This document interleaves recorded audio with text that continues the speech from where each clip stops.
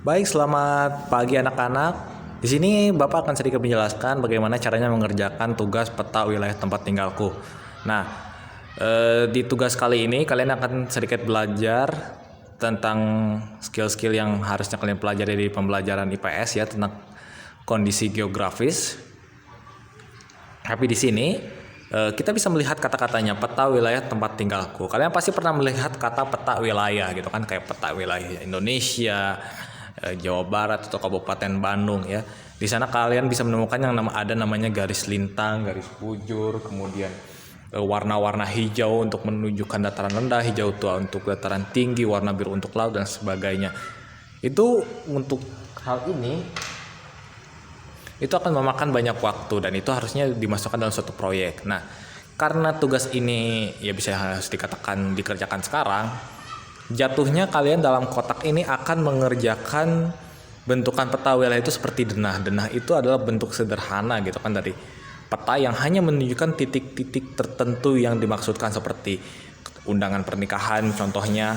Di situ ditunjukkan gedung atau tempat pertemuan, di mana kalian bisa lewat jalan mana dan sebagainya. Di sini kita akan mencoba hal tersebut, tetapi tentu ada syarat-syarat yang ditugaskan di buku di buku tema halaman 28 tema 1 organ gerak hewan dan manusia. Di sini kalian harus ada namanya di sana itu mempertegas posisi rumah, batas-batas RT, rumah-rumah, jalan, kebun air dan lain sebagainya. Oke. Di sini hal yang pertama adalah dalam mengerjakan peta wilayah itu membentuk simbol. Cara mudahnya, oke, misalkan rumah itu Bapak kasih simbol seperti ini misalkan. Oke, terus batas-batas RT misalkan, misalkan gini, titik-titik ini. Kemudian rumah misalkan kotak saja, oke boleh. Ini bebas ya untuk simbol-simbolnya nanti seperti apa, tetapi dari simbol yang Bapak contohkan kita akan mencoba mencari tahu bagaimana sih cara menggunakan simbol ini untuk membentuk peta wilayah, untuk membantu membentuk peta wilayah.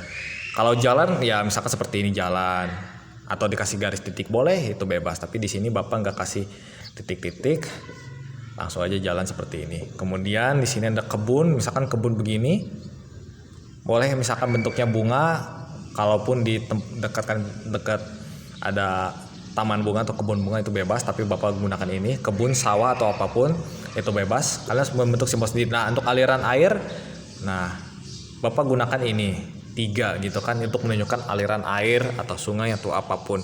Itu bebas ditemukan di daerah kalian. Oke, kita akan mulai bergerak ke peta kosong di HVS. Kalian menyiapkan satu HVS ukuran apapun, A4, F4 itu bebas. Nah, kalian membentuk kotak dulu di sini.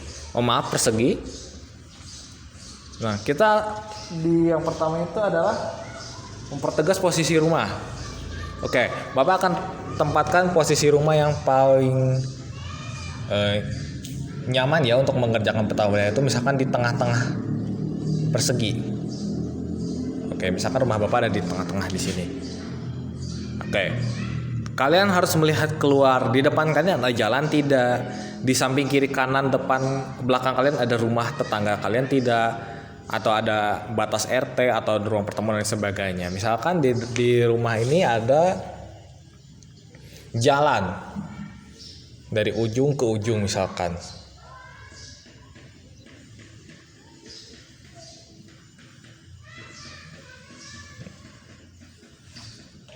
Oke. Misalkan seperti itu. Kemudian kita untuk lebih mudahnya kita harus memetakan lagi posisi kita dengan tempat lain. Kita harus memperhatikan selain jalan apa sih? Oh, kita punya tetangga banyak, rumahnya banyak selain rumah kita. Kita tidak tinggal sendirian misalkan. Oke, oh di sini ternyata ada persimpangan ke atas, boleh kita hapus. Nah, kita taruh di sini. Oh, di sini di atas ada aliran air. Ketika kita menemukannya, boleh aliran airnya seperti apa dulu gitu. Misalkan lurus dulu. Misalkan kita bentuknya seperti ini. Nah, di sini otomatis kan ada jalan di sini. Kita harus membentuk jembatan. Nah, kita bisa bentuk simbol baru. Misalkan kita hapus di sini. Misalkan bentuknya seperti ini. Nah, di sini dihapus. Oke. Nah, di sini kita mendapatkan simbol baru. Itu boleh ditambahkan. Misalkan ini adalah jembatan.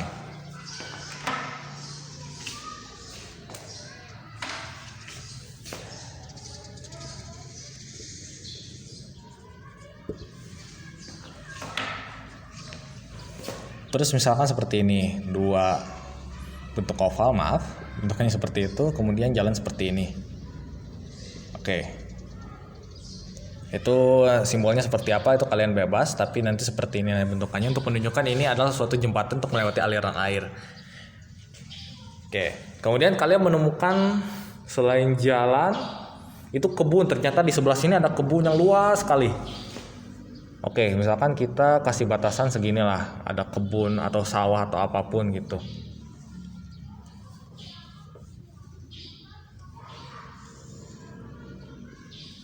Kemudian kalian gambarkan ininya banyak dan sebagainya. Seperti kata Bapak tadi, simbol itu bebas. Misalkan itu kebun bunga, Pak.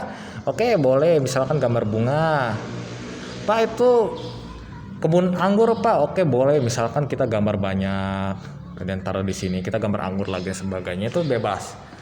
Itu bagaimana kalian. Nah, tapi yang terpenting adalah kita harus mempertegas bahwa simbol ini adalah simbol dari yang dimaksud kebun. Otomatis misalkan kebun itu semuanya gini, oh berarti di sini, berarti kita mengetahui bahwa di sini adalah kebun. Misalkan kita menemukan lagi, oh di depan saya itu ada lapangan luas. Misalkan gini, lapangan luas. Kemudian bentuk huruf L misalkan untuk membuktikan itu adalah lapangan luas. Kalian masukkan lagi ke simbol baru, boleh. Nah, kita akan mencoba untuk membereskannya. Misalkan kita Bapak menemukan jalan di sini. Di sini ada jalan lagi misalkan. Ada jalan lagi. Nah, di sini lurus misalkan. Set. Nah, oke, misalnya kita beresnya sampai sini. Nah, kita ada satu hal yang belum beres. Kita punya titik rumah, kita punya rumah-rumah, kita punya jalan, kebun ada, aliran air. Misalkan di sini yang kita temukan ya, tidak perlu mendetil, tapi kita pernah memang melihat aliran air itu seperti itu. Ada di posisi itu, dilewati oleh jembatan dan sebagainya. Ada lapangan, berarti memang ada keterangan yang harus ditambah di sini. Tapi yang belum ditentukan adalah batas RT. Oke. Misalkan kita bangun lebih banyak lagi. Misalkan ada rumah di sini. Kemudian rumah di sini 2, 4 misalkan. Oke. Nah. Ternyata rumah yang di atas ini 2 ternyata beda RT dengan yang di sini misal. Otomatis kita harus kasih batas RT. Batas RT di sini batasannya seperti ini. Kita pakai cara seperti ini.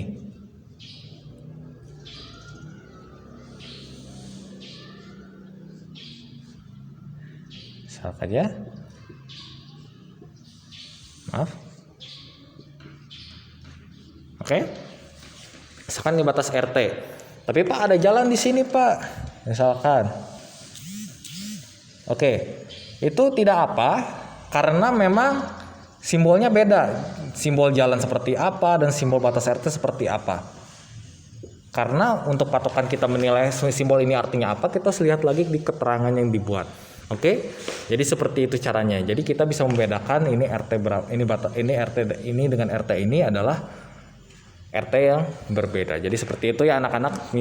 Contoh caranya untuk menggambar peta wilayah tempat tinggalku. Kalian di sini tidak perlu repot-repot untuk mengukur ketinggian, misalkan apakah kalian tinggal di dataran tinggi atau dataran rendah, harus membentuk garis lintang, garis bujur dan sebagainya. Yang terpenting adalah kalian bisa menentukan di mana posisi rumah kalian, rumah tetangga kalian sebelah mana, di depan, di belakang rumah kalian itu apa, dan juga menentukan simbol-simbol untuk menggambarkan gitu kan bahwa suatu daerah itu disebutnya apa, misalkan kebun, otomatis simbolnya seperti ini dan sebagainya. Oke, itu paling penjelasan dari Bapak, semoga membantu kalian semua.